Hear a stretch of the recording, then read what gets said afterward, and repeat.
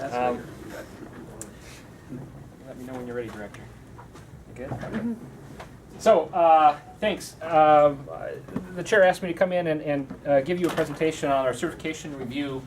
This is something that every large MPO in the country undergoes at least once every 4 years. Federal Highway Administration, Federal Transit Administration jointly come in and make sure that we're following the rules. We're following federal rules that we're supposed to be following to execute the 3C planning process in the urban area. So our previous review was in 2011. This one is a year early, although it can come anytime. But as I think some of you are aware, we were having some issues. And so to help resolve those issues, our federal friends came in and said, you know what, we're going to review you early and try to clear some of this confusion up. So, and actually it was a good idea, so I appreciated that. The purpose of the review is to ensure we're following the federal rules, promote best practices, and improve our performance. The downside, of course, of this particular report is possible decertification and withholding of federal surface transportation funds. So that's both our operational funds that pay for me and pay for Marion and pay for that camera and pay for that computer, but also project funds. So the basic idea is this. The feds are giving grants to the states. And as a condition of that grant, they're saying in large metropolitan areas, you have to have a cooperative transportation planning process in place. And if you don't, we're going to keep our money, or at least some of it. So this impacts potentially not just the MPO, but it potentially impacts transportation projects happening on Oahu. So it's big.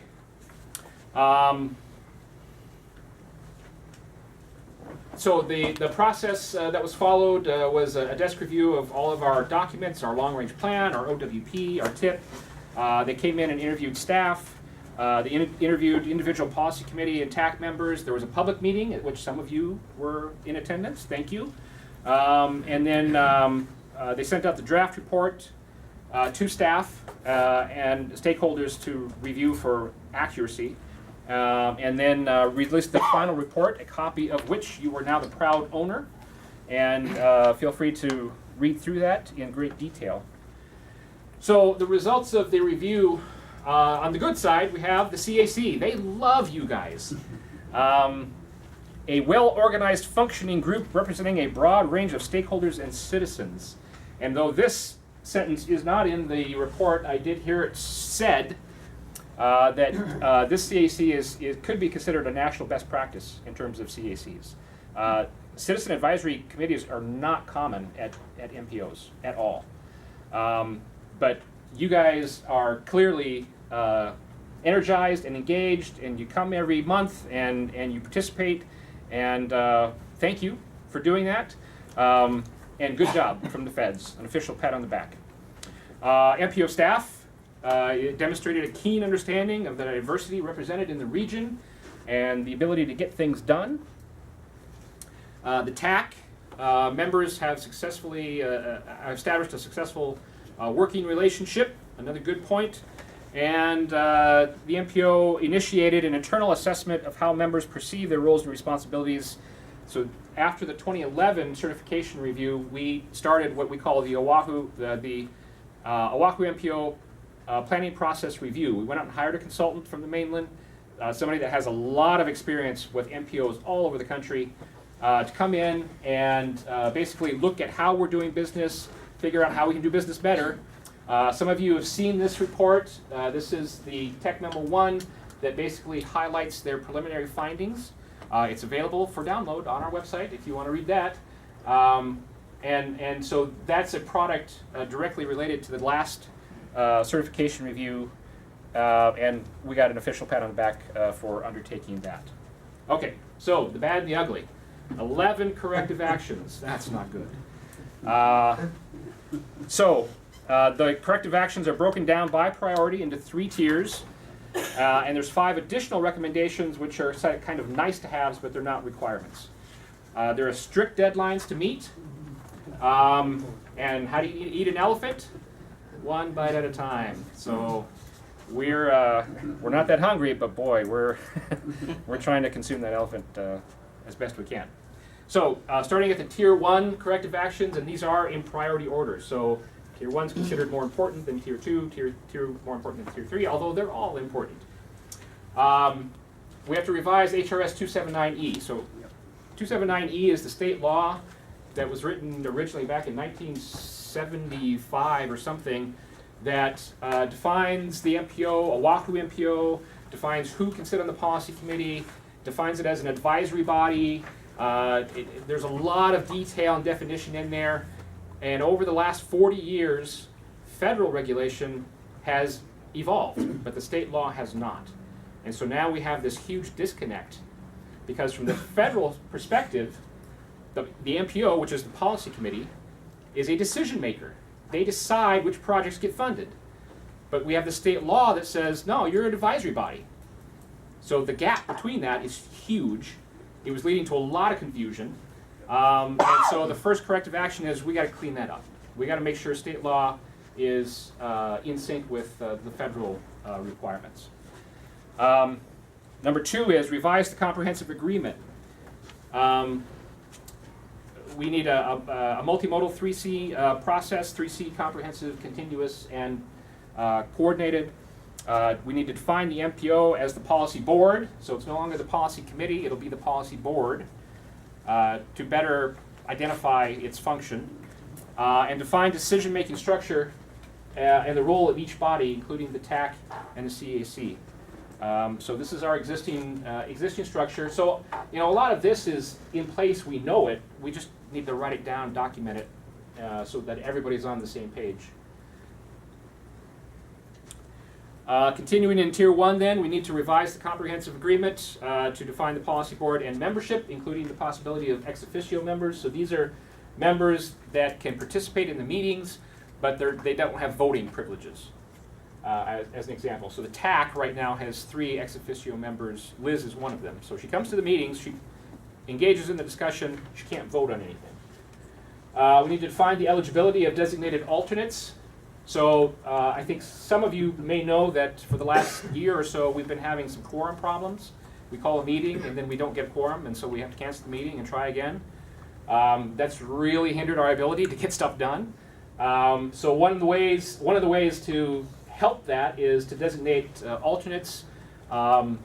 There's some legal issues there. So an elected official, for example, Senator Aspero, who's my chair, he couldn't designate his chief of staff. It would have to be another senator from Oahu that would serve as his alternate. So there's some intricacies there that we have to be careful of, but it is possible. Define the use of sub-agreements. Right now we have none, and that's, again, leading to some of the confusion about who does what. And then define the funding structure of the MPO. This, I think, is related directly to, some of you are probably aware, last year we had a problem with the OWP. The policy committee approved it. One of our participating agencies did not want to fund it. And so they said, we're going to keep our money. That's a problem, because that means the 3C process is stopped. And the Fed said, look, federal law says you shall provide the funds for it. And so we just need to, within the comprehensive agreement, sub-agreements, and so forth, define how the MPO is going to be funded. Right now we're working on drafts of all of that. We'll talk about that in a little bit, but my personal, professional opinion is that we really need to get away from funding individual projects and make it pay to play. So if you want to be a member of the MPO, city and county, state, you have to. It's a federal requirement. HART, you need to pony up, and every year you give us whatever, $150,000. And then that's it. You walk away. It's not your money anymore. It's the MPO's money, and the policy board decides how it gets spent. So that's really a fundamental shift in how the MPO operates. Develop and approve supplemental agreements with individual member agencies to specify their roles between the MPO and the host agency. Right now our host is the DOT. It doesn't have to be, but it is. And there is no recommendation in the report that we have to change the host agency. Supplemental agreements between the MPO and member agencies for financial support, kind of like we were just talking, and between the MPO and member agencies for the collection, maintenance, and sharing of data. So, as with MAP 21 and the requirement to move to performance-based planning, performance means data. You got to know how things are working or not working. So lots and lots of data get fed into that process. And so we need to establish an agreement to define who collects what data, who maintains it, how do they maintain it, what's the format of it, who gets that data, who's it shared with, and all of that kind of stuff. Still in Tier 1, develop and approve bylaws for the policy board, the TAC, and the executive committee. You are the only committee that currently has bylaws. Congratulations. So we're going to take what you have and copy it as best we can and apply it to others. We need to define the function and role of those individual committees, define the use of proxies or alternates, just as you have, define the regular meeting schedule. So this also is a change right now. The TAC and the policy board have been meeting on an ad hoc basis. And that's difficult because there's 14 members of the policy board. So Pam has to call all of their offices, figure out when they're available, try to find an hour where all 14, or at least a quorum of them, are available, and then we set the meeting date. But by defining a regular meeting schedule, the second Friday of every month at 9 o'clock, hopefully it gets on everybody's calendars and they show up a bit more often, and it makes our life easier, frankly. Define the process for delivery of meeting materials so that everybody gets them in time, with time to review before the meeting, and define new member orientation and education process so that everybody has some sense of what they're supposed to be doing. So, what happens if we don't meet all of these requirements? The compliance deadline is July 26th next year. Failure will result in the decertification of OahuMPO, period. So pretty straightforward, a lot of work. So right now what we're working on primarily is HRS 279E. The upcoming session starts in January, you all know that. My direction from the policy committee is to get language to them by November. Draft language that they would then take and write the bill and introduce it in January and so forth. So we're working hard on that right now. But obviously the state law and the comprehensive agreement and the bylaws and sub-agreements all work together. So we can't just focus on one, we're sort of focusing on trying to do all of them to some extent. So it's been a busy couple of weeks. The Tier 2 corrective actions. We need to document procedures for the development of the ORTP, the OWP, and the TIP. We really have these already, particularly for the OWP. They need to be updated, but we have them. The TIP, if you look inside the TIP, there's a chapter that tells you how that TIP is developed. We just basically need to pull them out, put them together into a procedures document, and update it if it's necessary, tweak it. So that should be fairly easy. Develop and document a list of available planning data, protocols for interagency data collection, maintenance, and sharing. That'll be a bit more time-consuming. Update and improve the congestion management process. And so the congestion management process, we have this computer model that will forecast traffic based upon land use and the transportation network. And so we use that if we want to forecast traffic in 2040, given certain assumptions about how land use will develop and which transportation projects are going to be implemented. We can run the model and get some sense of what traffic will probably look like in 2040. And we use that in the CMP. There are performance measures, but they need to be updated. And they need to then inform the project selection for the long-range plan and for the TIP.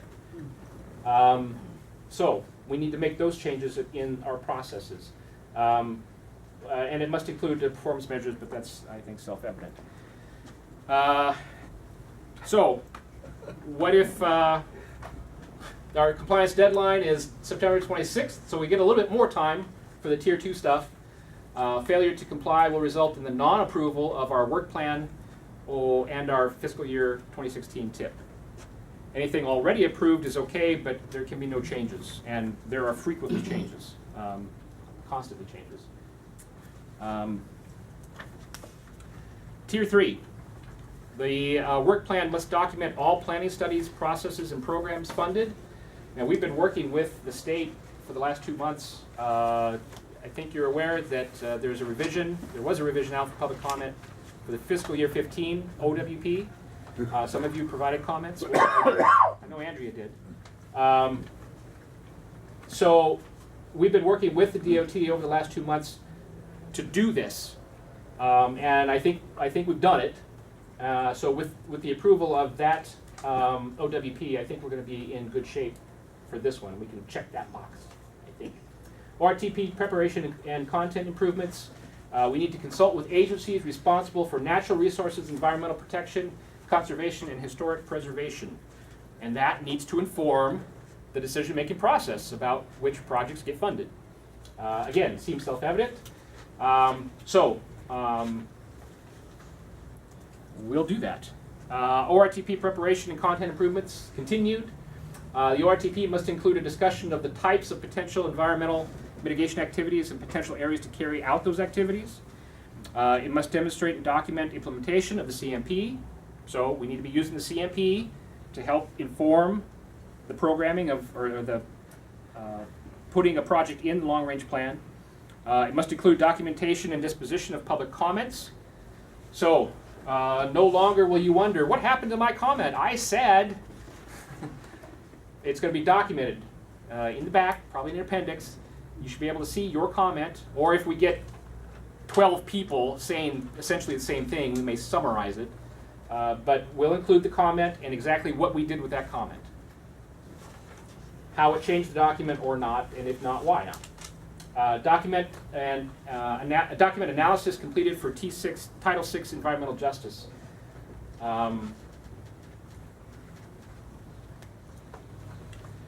For the TIP, we have to include documentation of the disposition of public comments, similar to the ORTP. We must demonstrate implementation of the CMP, the congestion management process, and include documentation of the Title VI Environmental Justice Analysis, so similar to the ORTP. If you've ever wondered what the difference between environmental justice and Title VI is, I found this little graphic. There is a lot of overlap, but not everything. So environmental justice includes minority and low income. Title VI includes minority, race, color, national origin, but in neither of them is gender, disability, age, or religion officially included. So, in case you've ever wondered. So, we have a process whereby we look at the potential impact of any project in the TIP or the ORTP on these populations, and we get our information from the census. They tell us, well, they don't tell us, but we can figure out where low-income minority folks live and then try to assess the impact of projects on them. Continuing with Tier 3, required public participation plan improvements. We have to document the disposition of public comments for the TIP and the ORTP. We've already talked about that. Document explicit outreach techniques to engage traditionally underserved populations, which is the T6EJ folks. And Marion's writing the RFP for this update right now. So, compliance deadline is the next iteration of the relevant document. So for the OWP, we're going to take for approval the next iteration of the OWP in July of 2015. So we have to get that whipped into shape by then. The ORTP, the next ORTP is due in April of 2016. So Randolph's got to get it whipped into shape and ready by then. The next tip is, we just approved the tip, so the next tip approval is June of 2018. The participation plan, we think around April of 2016. Like I said, Marion's writing the RFP right now. Failure to comply means non-approval of the work plan or the tip. So in addition, so those are all the things we have to do. If we don't do those things, there's serious consequences. In addition to those, there are some recommendations that are not required, but are best practices and things that are nice to have. Enhancing staff technical capacity. And I have a slide that talks about this, but as the MPO begins to function the way the MPO is supposed to function, we're going to be doing a lot more stuff. And so we need to build the technical capacity to do those things. Improve administration of the agency, develop a training curriculum, establish cost estimation procedures so that when Randolph's putting a project in the long-range plan, when Lynn is putting a project into the TIP, and we're estimating the cost for that project, everybody's clear how those costs came about. Where did they come from? And then manage CHC expectations in the process. I'll let you read more about that in the, in the document. So the overall implications, we have the old, kind of the old way here. State law sort of governs everything. You're just advisory. You don't really do anything. It's very sort of autocratic. There's one agency in control, low functioning, a lot of planning silos. You just do transportation. You don't do land use. Well, it's two sides of the same coin. How do you do one without doing the other? And it can get political. I think everybody, I'm not telling any secrets, it can get political. The new goal is layered agreements. So you have the state law. State law is hard to change, and it's the most, what do I want to say? It has the most power behind it, right? Because it's the state making a law. But you don't want to put stuff in that you have to change frequently, right? Because that's how we got into the position that we did. We had a state law that was very prescriptive that didn't change. But federal regulation changed for 40 years. And now we find ourselves this far apart.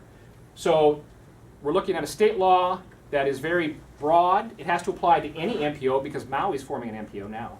The current law applies only to us. And is very simple.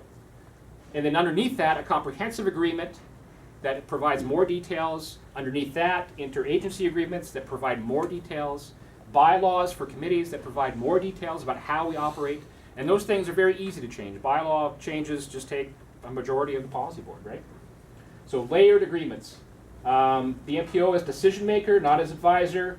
A democratic process. Everybody's at the table, cooperating with one another, listening to one another, making joint decisions. It's not top down.